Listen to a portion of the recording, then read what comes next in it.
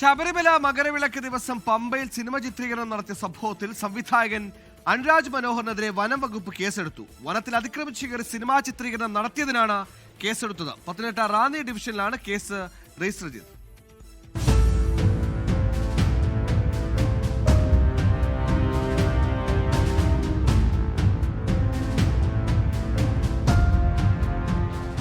ശബരിമല മകരവിളക്ക് ദിവസം സന്നിധാനത്ത് സിനിമാ ചിത്രീകരണത്തിന് അനുമതി തേടി സംവിധായകൻ അനുരാജ് മനോഹർ ദേവസ്വം ബോർഡിനെ സമീപിച്ചിരുന്നു.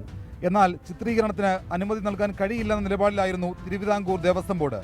ഇതിന് പിന്നാലെ സിനിമയുടെ ചിത്രീകരണം പമ്പാ നദിയോട് ചേർന്നുള്ള സമീപ പ്രദേശങ്ങളിൽ നടത്തി. ഇക്കാര്യം സംവിധായകൻ അനുരാജ് പറയുകയും ചെയ്തിരുന്നു. ഇതിന് പിന്നാലെയാണ് സംവിധായകനെതിരെ വനം വകുപ്പ് കേസെടുത്തത്. പമ്പാ നദിയോട് ചേർന്നുള്ള വനപ്രദേശം പെരിയാർ ടൈഗർ റിസർവോയറാണ്. ഇവിടെ വനംവകുപ്പിന്റെ അനുമതിയില്ലാതെ അതിക്രമിച്ചു കയറിയെന്ന വകുപ്പ് ചുമത്തിയാണ് കേസ്.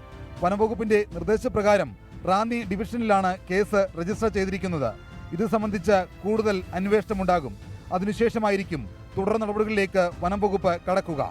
ശബരിമലയിലും സമീപ പ്രദേശങ്ങളിലും സിനിമാ ചിത്രീകരണം നടത്തിയതിനെതിരെ പലയിടങ്ങളിൽ നിന്നായി പരാതി ഉയർന്നിരുന്നു. ഇതിന്റെ അടിസ്ഥാനത്തിൽ കൂടിയാണ് വനംവകുപ്പിന്റെ നടപടി. 24 പത്തനംതിട്ട.